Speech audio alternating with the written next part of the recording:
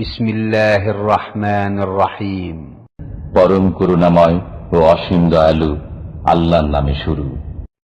আউযু বিল্লাহি মিনাশ শাইতানির রাজীম। বিসমিল্লাহির রহমানির রহিম। আলহাকুমুত তাকাসুর হাত্তা যুরতুমুল মাকাবির كلا سوف تعلمون ثم كلا سوف تعلمون كلا لو تعلمون علم اليقين لترون الجحيم ثم لترونها عين اليقين ثم لتسألن يومئذ عن النعيم.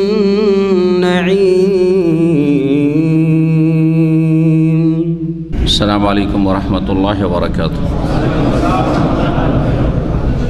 إن الحمد لله نحمده ونستعينه ونستغفره ونعوذ بالله من شرور أنفسنا ومن سيئات أعمالنا من يهده الله فلا مضل له ومن يضلل فلا هادي له وأشهد أن لا إله إلا الله وحده لا شريك له وأشهد أن محمدا عبده ورسوله صلى الله تعالى عليه وعلى آله وصحبه وسلم تسليما كثيرا أما بعد فأعوذ بالله من الشيطان الرجيم বিসমিল্লাহির রহমানির রহিম। দ্বিতীয় সূরার তাফসীর করি, সূরাতুত কি নাম?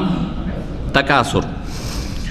এই সূরা মক্কি সূরা, এটা হচ্ছে অধিকাংশ মুফাসসিরদের মত। একমাত্র ইমাম বুখারী রাহমাতুল্লাহ আলাইহি তিনি সহিহ বুখারীতে গেছেন এইদিকে যে এটি হচ্ছে মদিনায় নাজিল হওয়া সূরা, মাদানী সূরা। তার যুক্তিটা বা তার যে সংশয় হয়েছে, যদিও অন্যরা বলেছে এটা ঠিক নয়, তার সংশয় কোত্থেকে হয়েছে? কারণ যেই ঘটনাটি ঘটেছিল নবী করিম সাল্লাল্লাহু আলাইহি সাল্লামের ক্ষুধার্ত হওয়ার আর আবু বকর ওমরের ঘটনাটি বলবে একটু পরে, সেটা মদিনার ঘটনা। আর এক আনসারীর বাগানে গেলেন, সেখানে খেজুর খাওয়াইলেন সে আনসারীর বিবি, আবার ছাগল জবাই করে গোস্ত খাওয়ালেন, তারপরে মিষ্টি পানি খেলেন। আর প্রচণ্ড ক্ষুধার সময় রাসূলুল্লাহ সাল্লাল্লাহু আলাইহি ওয়াসাল্লাম আর তার এই দুই খলিফা আবু বকর ওমর রাদিয়াল্লাহু আনহুমা ওয়া আনহুম তৃপ্তির সাথে যখন আসলেন, তখন নবী সাল্লাল্লাহু আলাইহি ওয়াসাল্লাম বললেন যে লা তুসআলুনা আন হাযান নাঈমি ইয়াউমাল কিয়ামাতি, এই নিয়ামত সম্পর্কে কিয়ামতের দিন তোমাদেরকে জিজ্ঞাসা করা হবে। ওখান থেকে ইমাম বুখারী ভেবেছেন যে তাহলে সুম্মা লা তুসআলুনা ইয়াউমাইযিন আইন নাঈম কখন নাযিল হয়েছে? ওই ঘটনার সময় বা ঘটনার পরিপ্রেক্ষিতে নাযিল হয়েছে। এখান থেকে তিনি এই সূরাকে মাদানী বলেছেন। জি, কিন্তু সূরা হচ্ছে মক্কি।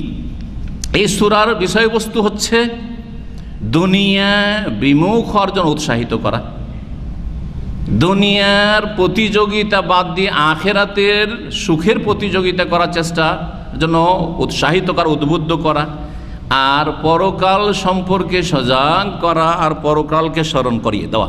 পরকালে হিসাব হবে, আর তারপরে কবরে যেতে হবে, আর কবরের নিয়ামত আযাব রয়েছে, এইসব কথাগুলির দিকে ইঙ্গিত রয়েছে। কবরে যেমন নিয়ামত রয়েছে, সুখের জীবন রয়েছে কারো জন্য, তো কবরে কারো জন্য কি রয়েছে? আযাব, শাস্তিও রয়েছে। এখন আমরা তাফসীর করি।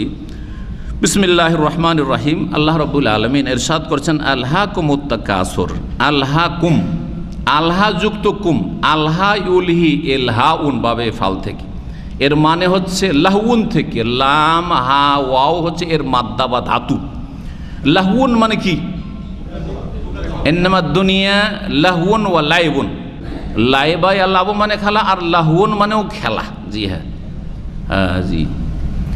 ওয়া ইযা রাউ তিজারাতান আও লাহওয়ান ইনফাদ্দু ইলাইহা, যখন তারা কোনো ব্যবসা দেখে অথবা কোনো খেল দেখে, ইনফাদ্দু ইলাইহা, সেদিকে ছুটে যায়।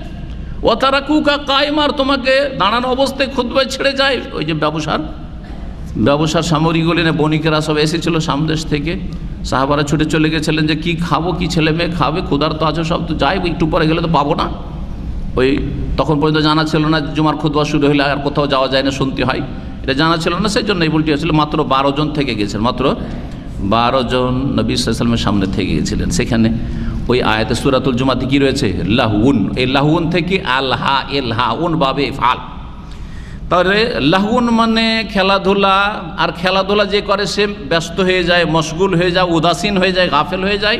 তাহলে আলহা মানে তোমাদেরকে মশগুল করে দিয়েছে, তারপরে তোমাদেরকে উদাসীন করে দিয়েছে, তোমাদেরকে গাফেল করে দিয়েছে, তাই না? জি, খেল তামাশায় মাতিয়ে দিয়েছে আল্লাহ। কুম তোমরা, জমির তাকাসুর কাসরাতুন থেকে, কাসরাতুন মানে কি? বেশি হওয়া। কালিল মানে কম, আর কাসির মানে বেশি। কাসির কাসরাতুন মাসদার থেকে, তাকাসুর বাবে তাফাউল থেকে, তাকাসারা তাকাসার থেকে মাসদার হচ্ছে তাকাসুর। তাকাসুর কাসির মানে যখন বেশি, তো তাকাসুর বাবে তাফাউলে মুশারাকা রয়েছে, মানে দুই পক্ষ থেকে অংশগ্রহণ রয়েছে, শিয়ার। তাহলে এর মানে হচ্ছে পরস্পর কি করা? প্রাচুর্যের জন্য প্রতিযোগিতা করা। তাকাসুর মানে কি? কাসির থেকে, কাসির মানে বেশি, বেশি পাওয়ার জন্য, বেশি হাসিল করার জন্য কি করা? প্রতিযোগিতা করা, একে অপরের আগে বাড়ার চেষ্টা করা, এর নাম প্রতিযোগিতা। জি, তাহলে প্রাচুর্যের প্রতিযোগিতা, এর মানে কি করবেন? প্রাচুর্যের প্রতিযোগিতা। হাত্তা মানে পর্যন্ত, হাত্তা মানে এমন কি, যে জোর তুম যারা জুরো মানে ভিজিট করা, হ্যাঁ, দেখা, দেখতে গেলে, কোনো কিছু দেখতে গেলে ওখানে পৌঁছে যায়। যেমন অমুক জিয়ারার ভিসা এসছে বলছেন না আজকাল, মানে ভিজিট ভিসায়। ভিজিট ভিসা আজকাল ফ্যামিলি অনেকে নিয়ে আসছেন না, বা কাউকে বাপ মাকে নিয়ে আসছেন না, কি বলছেন? জিয়ারা কেউ বলছেন, কেউ ভিজিট বলছেন। তো জিয়ারা মানে কি? এইখানে সৌদি আরব দেখতে এসছে। জিয়ারা মানে কি? দেখা। তো জোর তুম জিয়ারা, এই যে কবর জিয়ারত মানে কি? কবর দেখতে যাও। আমাদের দেশের লোকেরা কিন্তু কবর জিয়ারত মানেই বুঝে না। কবর জিয়ারত মানে কবরে গিয়ে দোয়া করা না, দোয়াটা করলেন আরো প্লাস হইল এটা, কিন্তু দোয়া করার আগেই জিয়ারত হলো। জিয়ারত মানে কবর দেখা। কবর দেখতে গেলে দুটো ফায়দা, একটা আপনার ফায়দা, একটা কবরবাসীর ফায়দা। আপনার ফায়দা কি? জুরুল কবুরা, তোমরা কবর জিয়ারত করো। নবী সাল্লাল্লাহু আলাইহি ওয়াসাল্লাম আল্লাহ ফাজুরুহা, তোমরা কবর জিয়ারত করিও। আগে নিষেধ করেছিলাম, এখন আর নিষেধ নেই, বলছেন নবী সাল্লাল্লাহু আলাইহি ওয়াসাল্লাম। ফাইন্নাহা তুযাক্কিরুকুম আল আখিরা, কারণ এই কবর দেখলে, জিয়ারত করলে তোমাদেরকে পরকাল স্মরণ করিয়ে দেবে। এতক্ষণ দোয়া করেছেন কি? পরকাল স্মরণের জন্য দোয়া করতে হবে না কবর দেখলেই হবে?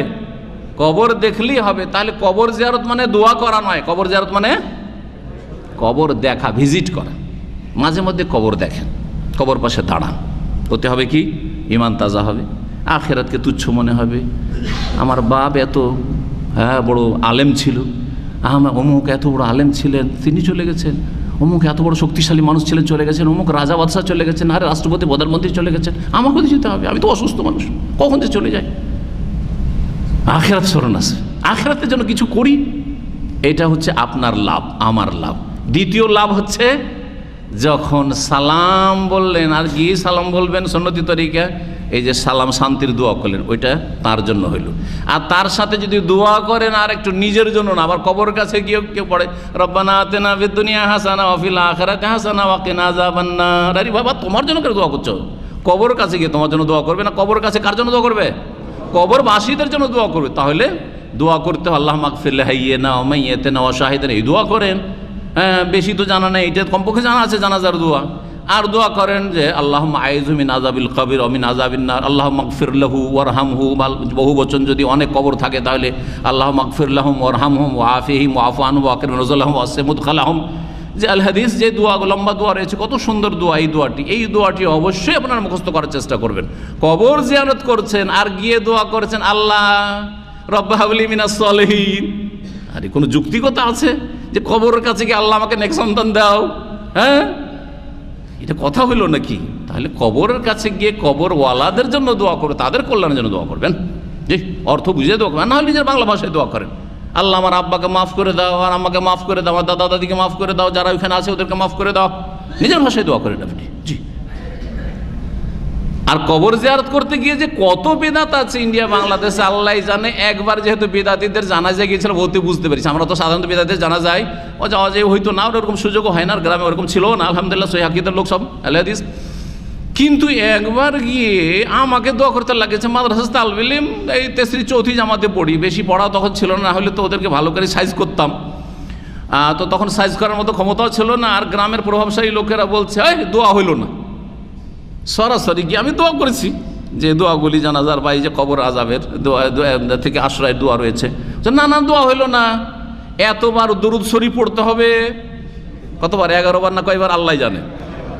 আর এতবার কি করতে হবে, সূরা ইখলাস পড়তে হবে, সূরা ফাতিহা পড়তে হবে, বক্সাইতে হবে, তারপরে দোয়া করতে হবে। সবগুলি বেদাত, সবগুলি বেদাত। এখানে নিজেও গুনাহগার হয়ে আসলেন, আর যদি ওই কবরবাসী রাজি হয়ে থাকে যে আমার জিয়ারতটা এই বেদাতি তরিকায় করি, ওইটাই শিখিয়ে গেছে আপনার বাপ, আপনার মুরব্বী, তাহলে তারাও গুনাহগার, তারাও গুনাহগার। ভালো করে শুনে রাখেন, সুন্নতি জিয়ারত করবেন।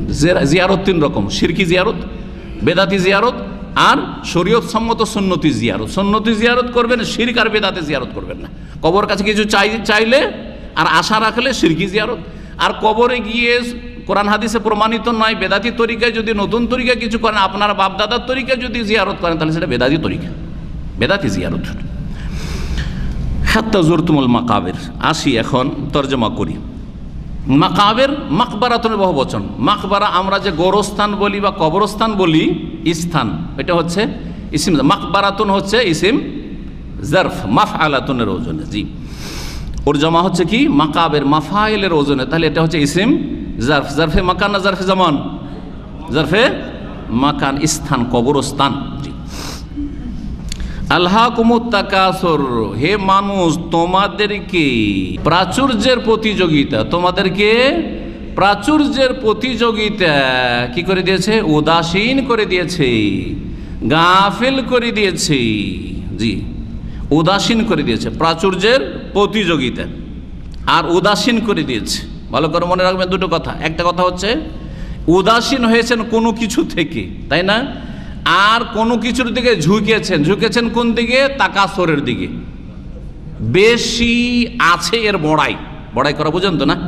বেশি আছে কারো কাছে এর বড়াই, আমার কাছে এত কিছু আছে, গাড়ি বাড়ি নারী আছে, ঢাকা শহরে এত জায়গা জমি আছে, আমার মতো কার কাছে আছে, বড়াই করা। এই তাকাসুর। এটা হয় আছে ওর জন্য তাকাসুর করছে, বড়াই করছে, আর না হইলে হাসিল করার জন্য মরিয়া হয়ে লেগেছে, আমি ওর চাইতে আগে বাড়বো, ওর চাইতে বেশি ধনী হব, ওর চাইতে বেশি বড় নেতা হব, ওর চাইতে বড় বেশি খ্যাতি লাভ করব। এই তাকাসুর। তাকাসুর, দুনিয়ার তাকাসুর, প্রাচুর্যের প্রতিযোগিতা নিন্দনীয়, আপত্তিকর।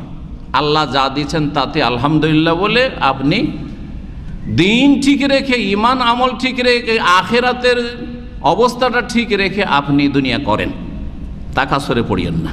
তাহলে তাকাসুর নিন্দনীয়। এরকম যদি হয়, লোভী হয়ে যাও দুনিয়ার জন্য। এই জন্য তর্জমা করতে গিয়ে তাকাসুরের তর্জমা অনেকে কিন্তু প্রাচুর্যের প্রতিযোগিতা বলেনি, মহাচ্ছন্ন করেছে। আল্লাহকুম মানে কি করেছে? মশগুল, উদাসীন করেন, তারা শাব্দিক অর্থ করেন, কি করেছে? মহাচ্ছন্ন করেছে, মোহযুক্ত আচ্ছন্ন। মোহতে তোমাদেরকে ঢেকে নিয়েছে। মোহ মানে বুঝেন তো? লোভ, মোহ, মহাপাপ। মোহ মানে জি লালসা, জি মায়া, জি আগ্রহ, কোনো কিছু পাওয়ার জন্য একবারে পাগল হয়ে যাওয়া। তো আলহাকুমুত তাকাসুর, তোমাদেরকে প্রাচুর্যের প্রতিযোগিতা কি করেছে? মহাচ্ছন্ন করেছে, অথবা উদাসীন করে ফেলেছে। উদাসীন করেছে আখেরাত থেকে। আর তোমাদেরকে প্রাচুর্যে ডুবিয়ে দিয়ে, প্রাচুর্যের প্রতিযোগিতা তোমাদেরকে ডুবিয়ে দিয়েছে, যার ফলে উদাসীন হয়ে গেছে কি থেকে? আখেরাতের যে বড় নিয়ামত রয়েছে, সেই নিয়ামত থেকে, জান্নাত এবং কবরের যে সুখের জীবন, পরকালের সুখের জীবন, তা থেকে।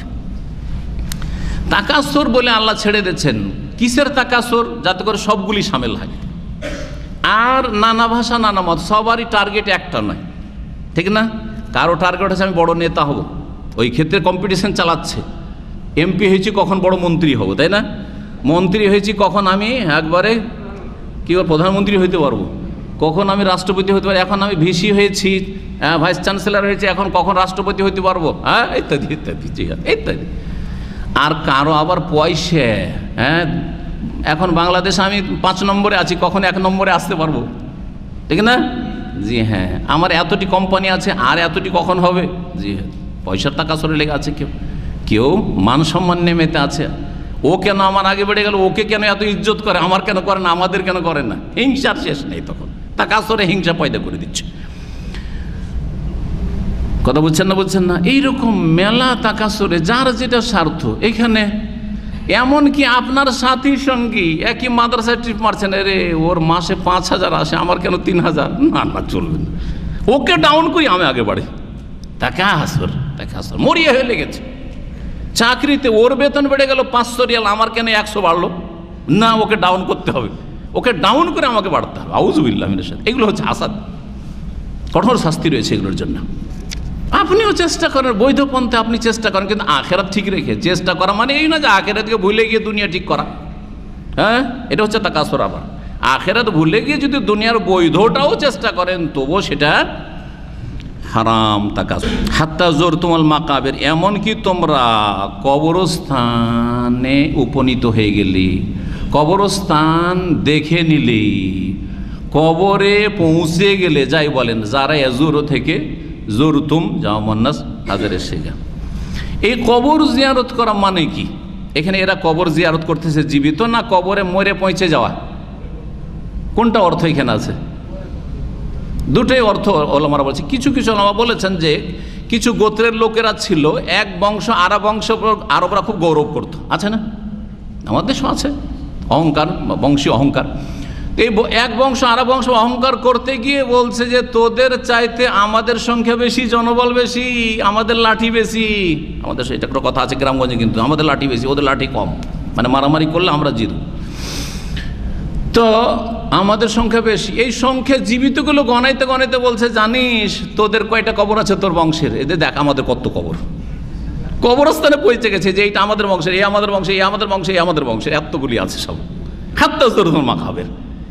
তখনই আয়াত নাযিল হয়েছে। কেউ কেউ বলেছেন কিন্তু এর চাইতে বেশি শক্তিশালী তাফসীর এবং সেটা প্রসিদ্ধ তাফসীর, সেটা হচ্ছে মানুষ এত দুনিয়ার মোহে পড়ে যায়, অধিকাংশ মানুষ, আর এত ডুবে যায় যে আখিরাতকে একেবারে উপেক্ষা করে ভুলে যায়। দুনিয়া নিয়ে এত মেতে উঠে, দিন শিখাও নেই, এলেমও নেই, আমলও নেই, ফরজও নেই, নফলও নেই, আর আল্লাহর হকও নেই, মানুষের হক নেই, সব ছেড়ে দিয়েছে। কিসের জন্য? শুধু দুনিয়ার স্বার্থের জন্য। সমস্ত জুলম অত্যাচার আর পাপে লিপ্ত হতে চলেছে। এই অবস্থায় থেকে গেল, এমন কি হঠাৎ করে মারা গেল, যেভাবে মরুক না কেন, বার্ধক্যে মরুক, আর হার্ট অ্যাটাক করে মরুক, আর যৌবনে মরুক, আর যখনই মরুক না, হাত্তা যুরতুমা, কবরে পৌঁছেই গেল। এটা হচ্ছে সঠিক অর্থ।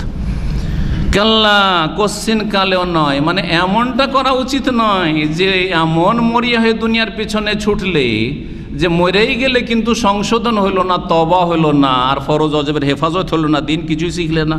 সাউফা তা'লামুন, নিশ্চিত শীঘ্রই তোমরা জানতে পারবে, শীঘ্রই তোমরা জানতে পারবে। এটা থেকে ধমক দেওয়া হয়েছে, বুঝছেন না? বুঝছেন না? কি করা হয়েছে?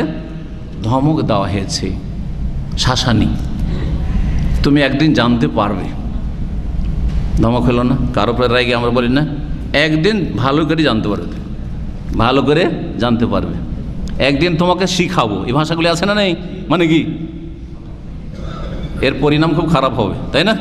এটা হচ্ছে এর অর্থ। সাউফা তা'লামুন, শীঘ্রই জানতে পারবে তোমরা। দুনিয়া নিয়ে মেতে আছো, হঠাৎ করে যখন মালাকুল মউত এসে রূহটা কবজ করে নেবে, সাউফা তা'লামুন, নিশ্চিত তখন জানতে পারবে এখন কি অবস্থা হয়েছে। এই যে যুরতুমুল মাকাবির, মুফাসসিরিনগণ বলেছেন, আর তারপরে সাউফা তা'লামুন, এর থেকে ওলামারা বেশ কিছু মাসাইল ইস্তেমবাদ করেছে। তার মধ্যে একটি হচ্ছে যে কবরের আযাব সত্য, কবরে যেতে হবে, এটা জানলাম যুরতুমুল মাকাবির। এতে কবরে যখন যেতে হবে, তার মানে এখন কর্মজগৎ শেষ। এজা মাতা ইবনু আদম, আদম সন্তান মারা গেলে কি হয়? ইনকাতা আনহু আমালু, আমল বন্ধ হয়ে গেছে। আমল বন্ধ হয়ে গেছে মানে কি? আমলের বদলা শুরু হয়ে গেছে। যখন কাজকর্ম করা বন্ধ হয়ে গেছে, তাহলে কি শুরু হয়ে গেছে?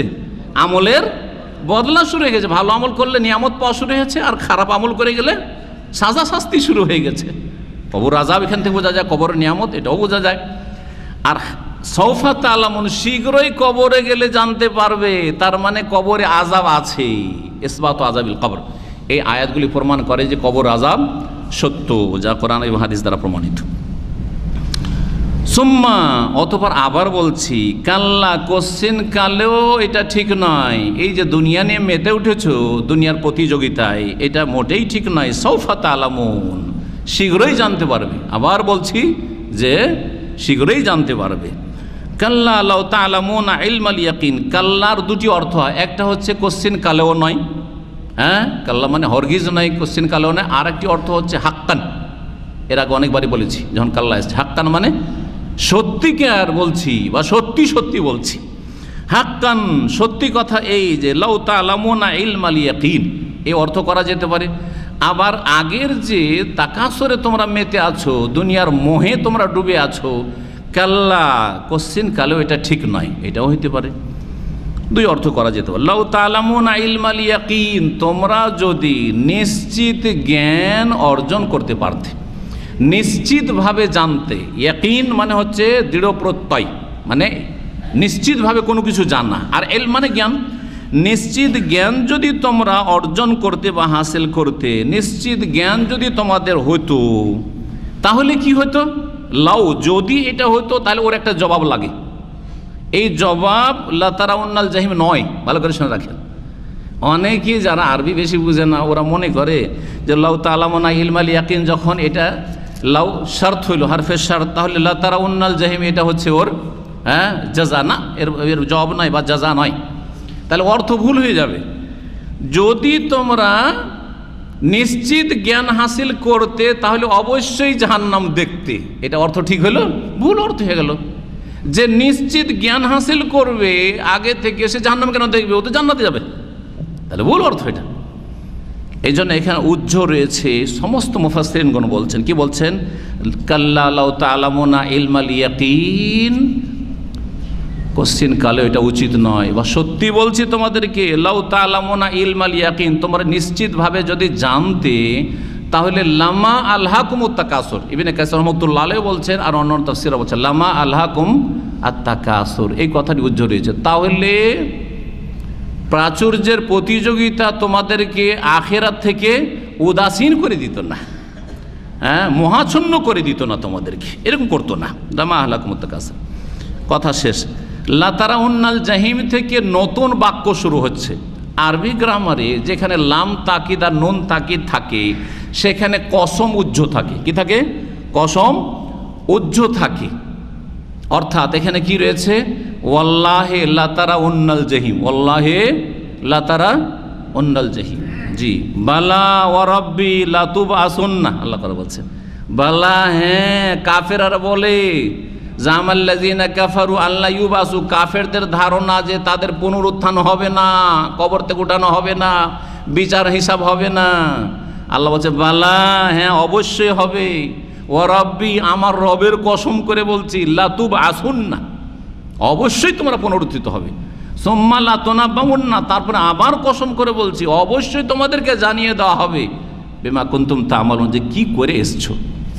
তো এখন আমরা এখানে তাহলে কসম উজ্জ করে তর্জমা করব। আল্লাহর কসম করে বলছে, আল্লাহ বলছেন আমি কসম করে শপথ করে বলছি, লা তারাউন্নাল জাহিম, অবশ্যই অবশ্যই তোমরা জাহান্নামের সম্মুখীন হবে, জাহান্নাম তোমরা দেখবে। যদি দুনিয়ার প্রাচুর্যের প্রতিযোগিতায় মেতে থাকো, তাহলে লা তারাউন্নাল জাহিম, অবশ্যই জাহান্নাম দেখবে, প্রত্যক্ষ করবে, জাহান্নামে যেতেই হবে। সুম্মা লা তারাউন্নাহা আইনাল ইয়াকিন, অতঃপর আবার বলছি অবশ্যই অবশ্য তা দেখবে। তা মানে ওই জাহিম। জাহিম তাহলে মুয়ান্নাস, জাহিম আরবিতে এটা হচ্ছে মুয়ান্নাস সেমাই। মুয়ান্নাস দুই রকম, একটা হচ্ছে কিয়াসি মানে যেটাতে মুয়ান্নাসের লক্ষণ প্রকাশ্য, আর একটা হচ্ছে সেমাই মানে শুনে শুনে কিছু শব্দ যে স্ত্রীলিঙ্গ রয়েছে আরবিতে মনে রাখতে হয়। যারা ভালো গ্রামার বুঝে ওরা আবার ওগুলোকে অনেকগুলো মুখস্থ রাখে।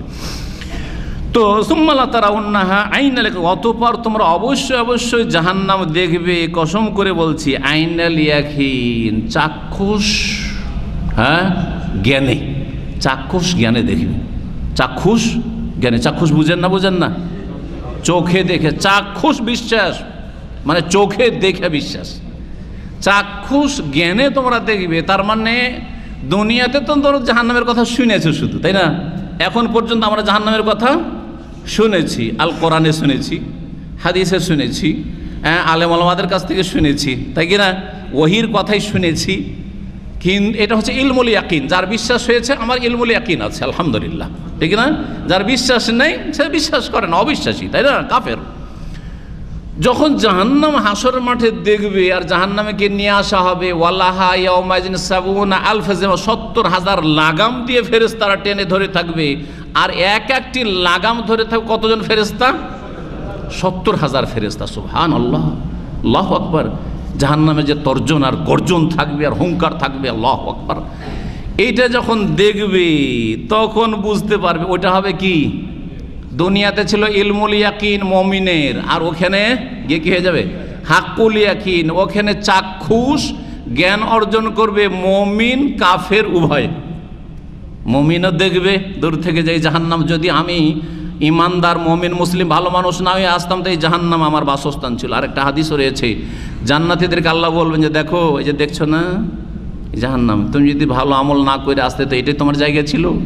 হ্যাঁ, আর জাহান্নামীদেরকে আল্লাহ বলবেন দেখো আসল জায়গা তোমার কিন্তু জান্নাত ছিল, কিন্তু তুমি যেহেতু কুফরি করেছো, তোমাকে যেই অবস্থা আমি পয়দা করেছিলাম ফিতরাতে ইসলামের ওপর, ওই ফিতরাত প্রকৃতির ওপর থাকোনি, কুল্লু মৌলুদিন ইউলাদ আল ফিতরা, ওটার উপর থাকোনি, সেই জন্য তোমার জায়গা এখান থেকে কোথায় চলে গেছে? ওই জাহান্নামে চলে গেছে।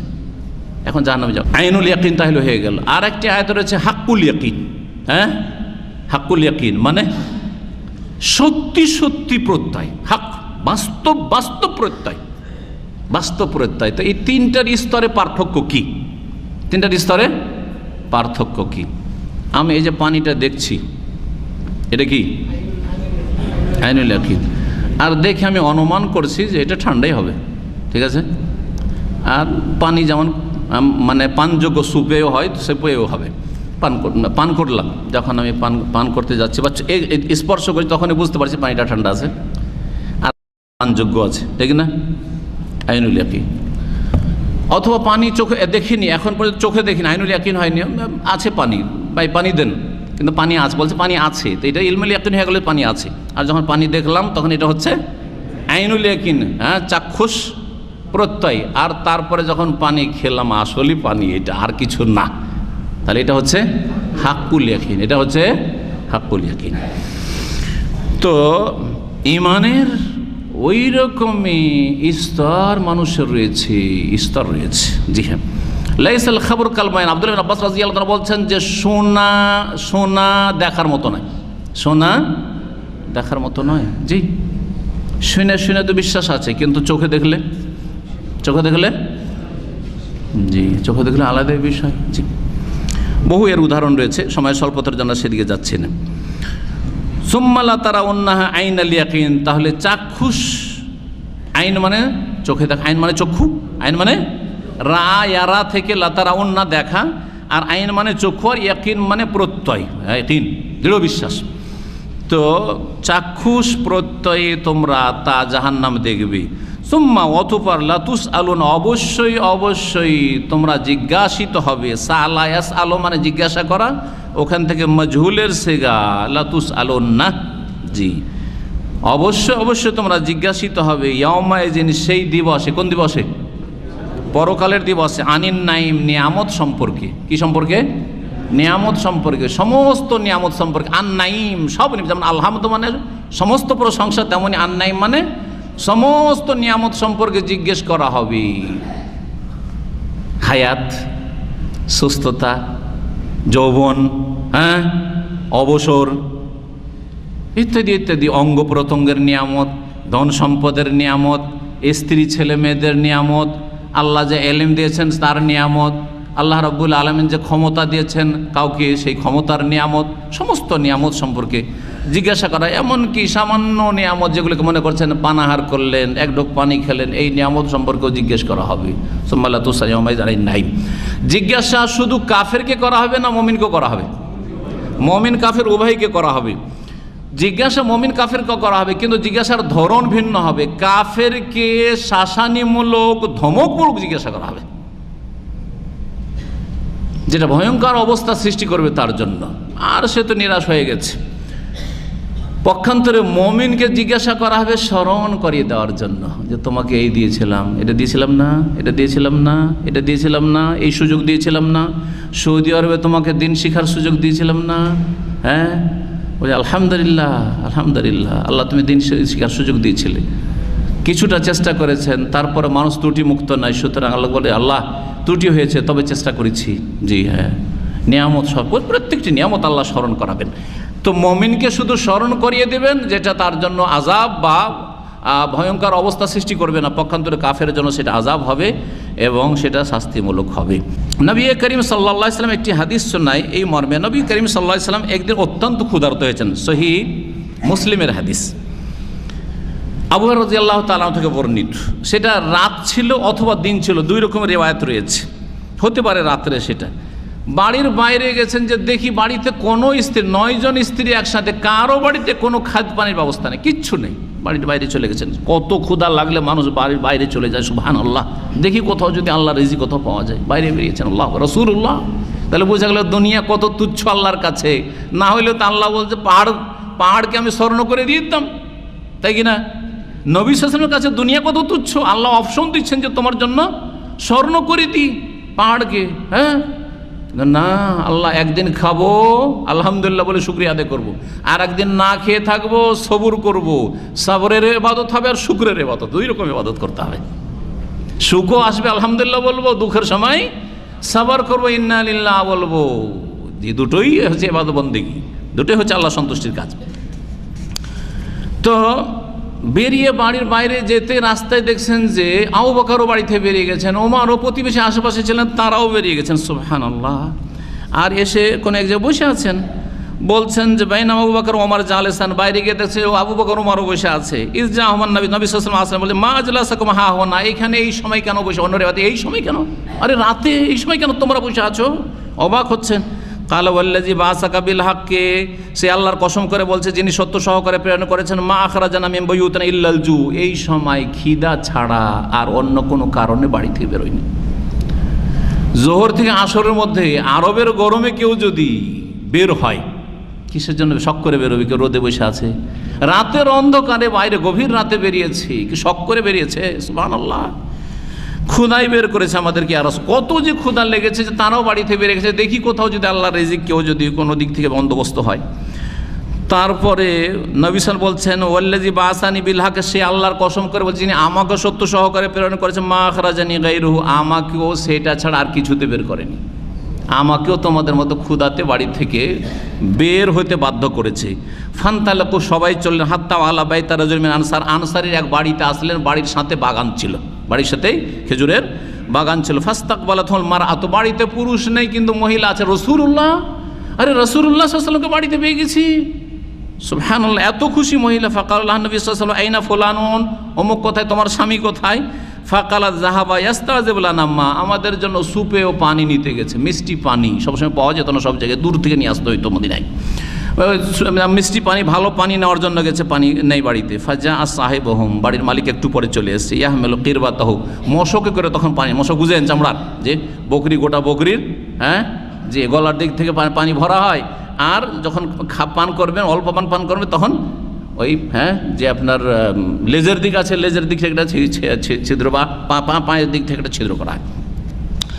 তো এই মশক, চামড়ার মশক, যেটাকে পরিশোধনের পরে, শুদ্ধ করার পরে, না হলে তো পচে যাবে, গন্ধ হয়ে যাবে, কিন্তু সেটা যখন পাক করে নেওয়া হয়, আর দেবাগাত যেটাকে বলা হয়, তখন আর সেটাতে পানি রাখলেও কোনো কিছু খারাপ হয় না, পানিও খারাপ হয় না, সেটাও পচে না।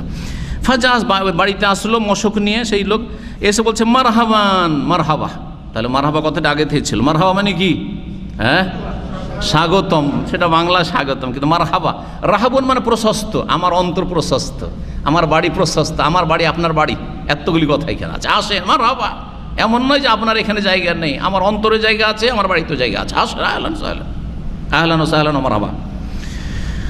জি, তারপরে বলছেন মা জারাল ইবাদু শাইউন আফদাল মিন নাবিয়িন জারান ইয়াউম, কোন বান্দার নবীর চাইতে ভালো মানুষ কোনোদিন কেউ ভিজিট করেনি, আজকে নবীকে আমার বাড়িতে পেয়েছে, আমার মতো ভাগ্যবান আর আছে কি? সুবহানাল্লাহ।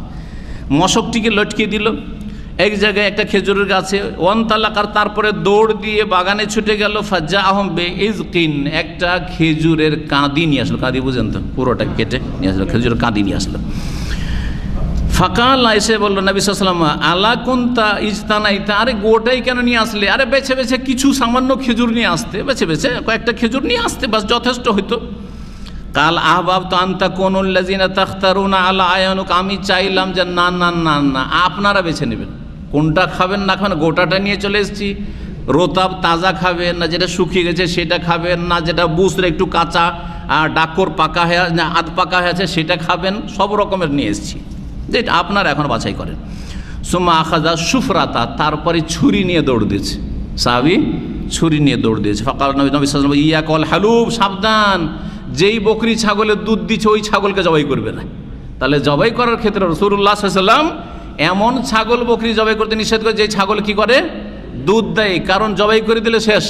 আর যদি থাকতো তাহলে ওই দুধটা আপনার কত কাজে আসতো, আপনার পরিবারের কাজে আসতো। এই জন্য যেই গরু গাভীতে অথবা উটে অথবা ছাগলে গবাদি পশুতে দুধ দেয় সেটা জবাই করতে রাসূলুল্লাহ সাল্লাল্লাহু আলাইহি ওয়াসাল্লাম নিষেধ করেছেন। না না, আমাদের জন্য এমন পশু জবাই করবেন যেটা দুধ দেয়। ফাজাবাহা লাহুম ইয়াওমাইযিন, একটা বকরি জবাই করলেন বা ছাগল জবাই করলেন। ফাআকালু, খেলেন নবী সাল্লাল্লাহু আলাইহি ওয়াসাল্লাম, খেজুরও খেলেন, পানি পান করলেন। ফাকাল লাহুন নবী সাল্লাল্লাহু আলাইহি ওয়াসাল্লাম, নবী সাল্লাল্লাহু আলাইহি ওয়াসাল্লাম বললেন তখন আবু বকরকে বললেন, ওমরকে বললেন, আর ওই সাহাবীকে, লাতুস আলুন আন হাযান নাঈম ইয়াউমাল কিয়ামাত, কিয়ামতের দিন অবশ্যই অবশ্যই তোমাদেরকে এই নিয়ামত সম্পর্কে জিজ্ঞাসা করা হবে। আখরাজাকুম মিন বুয়ুতিকুমুল জু, তোমাদের বাড়ি থেকে খিদা তোমাদেরকে বেরিয়ে যেতে বাধ্য করেছে, ক্ষুধার তাড়নায় তোমরা বেরিয়ে এসেছিলে বাড়ি থেকে বাধ্য হয়ে। ফালাম তারজিউ, আর খালি হাতে ফিরে গেলেন না, খালি পেটে ফিরে গেলেন না। হাত্তা আসাবতুম হাযা বা মিন হাযান নাঈম, এই নিয়ামত আল্লাহ তোমাদেরকে লব্ধ করে দিলেন। ফাহাযা মিনান নাঈম, এটি হচ্ছে আল্লাহর পক্ষ থেকে নিয়ামত। সুম্মা লা তুসআলুনা ইয়াওমাইযিন আনিন নাঈম। নবী করিম সাল্লাল্লাহু আলাইহি সাল্লাম আরও বেশ কিছু নিয়ামতের কথা উল্লেখ করেছে হাদিসে। একটি হচ্ছে সুস্থতা নিয়ামত, আস-সিহাতু, যে ক্ষেত্রে মানুষ ক্ষতিগ্রস্ত। আর একটি হচ্ছে আল ফারাগ, হ্যাঁ, অবসর সময়। অবসর সময় আছে, চাকরি নাই, বেকার না, আরে দিন শিখেন, দিন শিখেন, ইসলামী সেন্টার আসেন, বেশি বেশি সময় দিয়ে দিন শিখেন, কিছু ইলম শিখেন। আর যখন হালাল রুজির ব্যবস্থা আছে তখন একটু হালাল রুজি করেন। তার সাথে সাথে সপ্তাহে 3বার 4বার না আসতে পারছেন, প্রত্যেকটা আসছেন, একটাতে আসেন, বাড়িতে বসে আছেন, মোবাইল নিয়ে বসে আছেন, নেট নিয়ে বসে আছেন আর পাপ করছেন, অথবা আড্ডা দিচ্ছেন, যেখানে বন্ধু বান্ধব যেই দিনে দার্স ওই দিন দাওয়াত খেয়ে বেড়াচ্ছেন আপনি বন্ধু বান্ধবের ঘরে ঘরে। এগুলি একটা ভালো মানুষের কাজ নয়। আল্লাহ যেন আমাদেরকে নিয়ামতের শুকরিয়া আদায়ের তৌফিক দান করেন এবং নিয়ামতের জবাব যেন আমাদের জন্য আখিরাতে সহজ করে দেন। সুবহান রাব্বিকা রব্বিল ইজ্জাতি আম্মা ইয়াসিফুন ওয়া সালামুল মুরসালিন ওয়াল হামদুলিল্লাহি রাব্বিল আলামিন।